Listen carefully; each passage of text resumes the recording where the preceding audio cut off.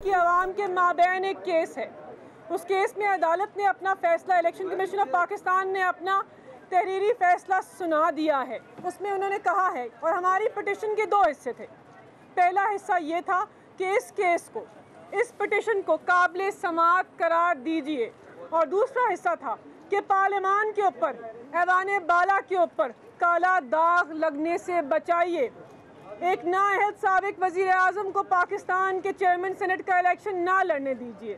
अदालत ने, election commission of Pakistan ने हमारा जो पहला हिस्सा था पिटिशन का, उसको काबिल समाअत करार दिया है।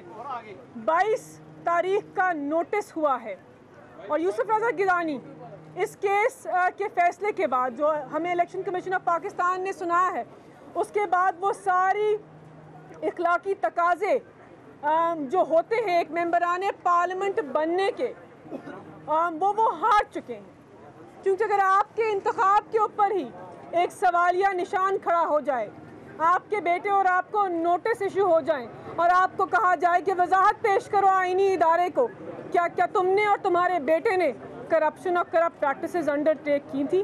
क्या आवाम के एतमाद को चोरी किया था? मेंबरान पार्लियामेंट के ज़मीर के ऊपर मंडी लगाई थी? इस सवाल की मौजूदगी में इस पिटिशन के इलेक्शन कमीशन ऑफ पाकिस्तान के ज़ेर इल्तवा होने से वो इखलाकी जुर्रत जो एक मेंबरान पार्लियामेंट को और साबिक नाअहल वज़ीर आज़म को शायद दिखानी चाहिए, वो दिखाइए। और आइन और कानून के तकाजे ये हैं कि आप ऐवान बाला में चेयरमैन सेनेट के कैंडिडेट ना बने।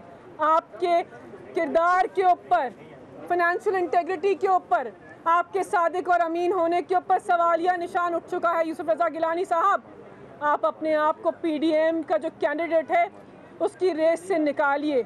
यही इखलाकी तकाजे हैं, यही कानूनी तकाजे हैं, और यही आइनी तकाजे हैं। जहाँ तक स्टे की बात है, देखिए, हमने तो इस्तदा की थी कि काले दाग को लगने से रोक लीजिए, लेकिन इलेक्शन कमीशन ने हमारी इस इस्तदा को नहीं माना। पाकिस्तान की आवाम ये इस्तदा हारे हैं, पाकिस्तान तहरीक इंसाफ नहीं हारे।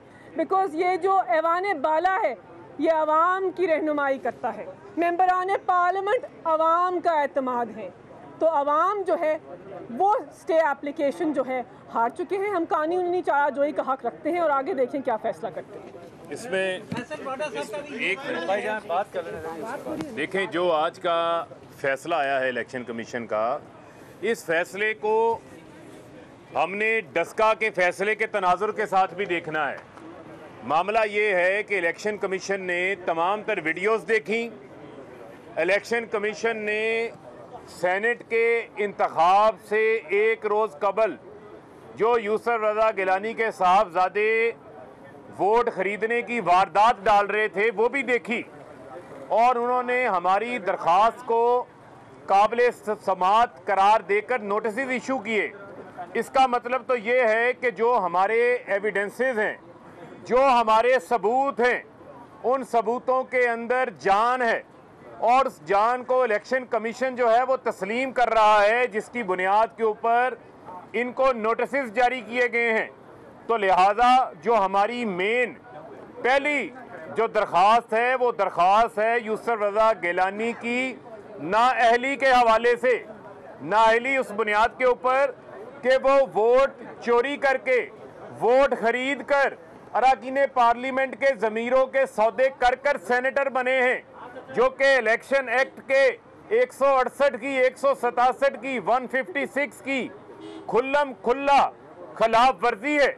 और जो हमने इस्तदा इलेक्शन कमीशन के सामने रखी थी कि जब आप इस बात को तस्लीम कर रहे हैं कि इतना एविडेंस मौजूद है, इतना सबूत मौजूद है, जिसकी बुनियाद के ऊपर आप फ्रीकैन को नोटिस जारी कर रहे हैं, तो हमारी इस्तदा ये भी थी कि वही फ्रीकैन आगे चेयरमैन सेनेट का इलेक्शन लड़ने जा रहे हैं।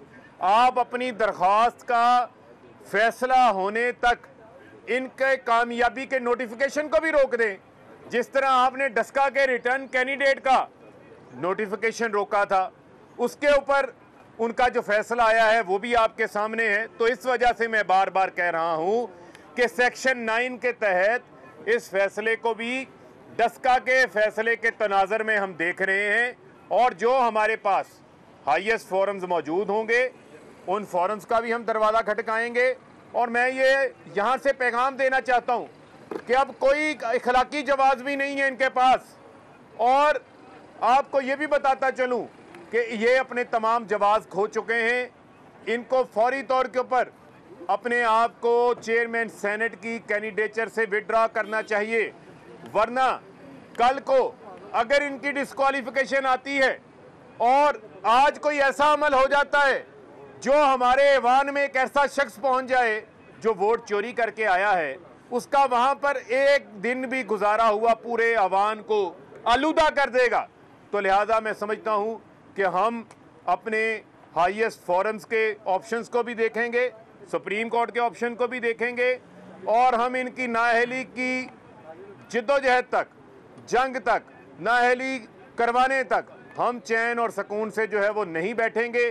फिर आपको बताता चलूं कि हमारी यूसुफ रज़ा की नाअहली की दरख्वास्त को इलेक्शन कमीशन ने काबिले समाअत करार दे दिया है।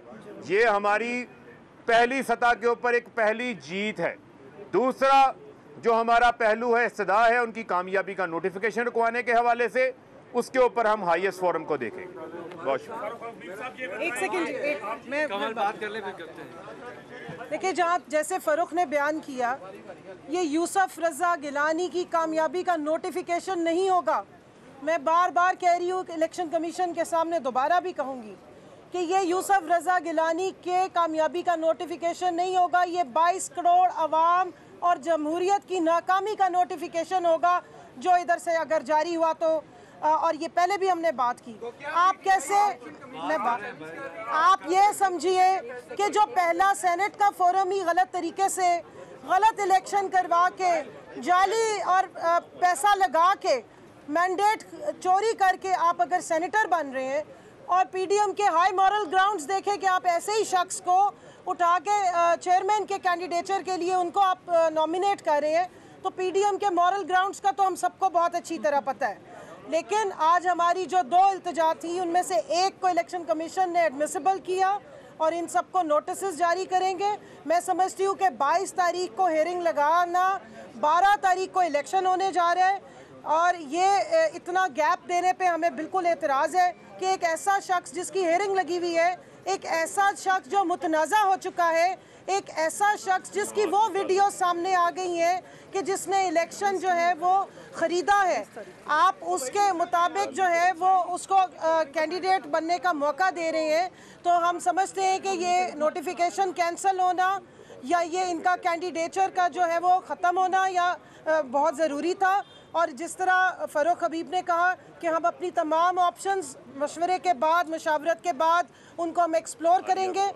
हम पूरी कोशिश करेंगे कि जो अवाम के वोटों की ज़मानत का और उसकी जंग लड़ने का हमने फ़ैसला किया है वो हम आखिरी फोरम तक जाके लड़ेंगे और पूरी कोशिश करेंगे कि चोरों को आला ऐवानों से बाहर निकालें, चोरों को आला ऐवानों में ना जाने दें। एक मिनट आलिया साहब, 2 मिनट आए, पिटिशनर आ रहे हैं, आपके सवाल पे आ रहे हैं। बिस्मिल्लाहिर्रहमानिर्रहीम। सबसे पहले तो मैं ये कहूँगी कि आज प्राइम मिनिस्टर इमरान खान साहब के स्टैंड की जीत हुई है।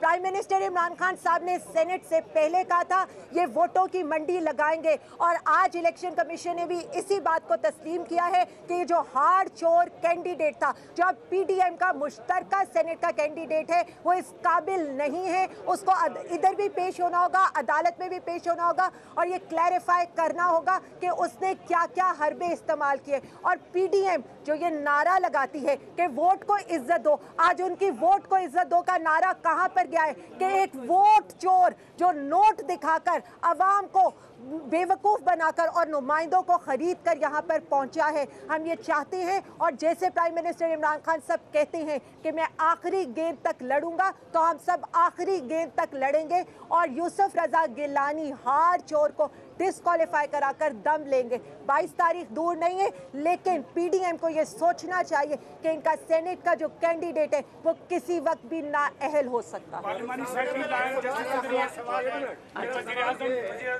और पाकिस्तान तहरीक इंसाफ के चेयरमैन ने इलेक्शन कमीशन ऑफ पाकिस्तान के हवाले से एक नया बयानिया अख्तियार किया है वजारत कानून इस बयानिए के आईनी और कानूनी तहफ़्फ़ुज़ के लिए क्या इक़दाम कर रही है? शुक्रिया। देखिए, हमारा तो इदारों को बुलंद करने के लिए, आईनी इदारों की तौकीर को बुलंद करना ही पाकिस्तान तहरीक इंसाफ के मंशूर का अहम सतून है। हमने आईनी इदारों के लिए जंग लड़ी, हमने सुप्रीम कोर्ट, आला अदालत जो है जिसको पाकिस्तान मुस्लिम लीग नवाज ने मुतनाज़ा बनाया, साबिक नाअहल वज़ीर आज़म ने कहा कि मुझे क्यों निकाला, उनकी बेटी ने आला अदालत के मोहतरम जजेस को जो आइन की सरपरस्ती करते हैं उन्हें कहा कि पटिशनर के वकील हैं। हम ये रवैया नहीं रखते, आइनी इदारों के फैसलों का एहतराम करते हैं, उनके सामने सर झुकाते हैं, लेकिन अपनी कानूनी चारा जोई जो है उसको आगे बढ़ाएंगे, क्योंकि अपना केस नहीं लड़ रहे। ये मलिका बुखारी, फरूख हबीब और कमल शौजब का केस नहीं है, ये पाकिस्तान की आवाम का केस है। आवाम का एतमाद चोरी हुआ है, आवाम का वोट चोरी हुआ है और आवाम को जवाब दे हैं आईनी इदारे। मुझे ये बता दें कि इमरान खान ने 50 करोड़ रुपए के तरक्याती फंड्स दिए थे, तो उसमें वजाहत हो चुकी हो, उसने फैसला ये आप बताएं। मेरा आपसे सवाल ये है कि अभी आपने कहा कि यूसुफ रजा गिलानी सेनेट में आएंगे तो वो हाउस आलूदा हो जाएगा, तो मुझे आप ये इस सवाल का जवाब दें कि हुकूमत के 36 मेंबर थे और अपोजिशन के 68 मेंबर थे सादिक संजरानी के अदम एतमाद के मोशन के दौरान।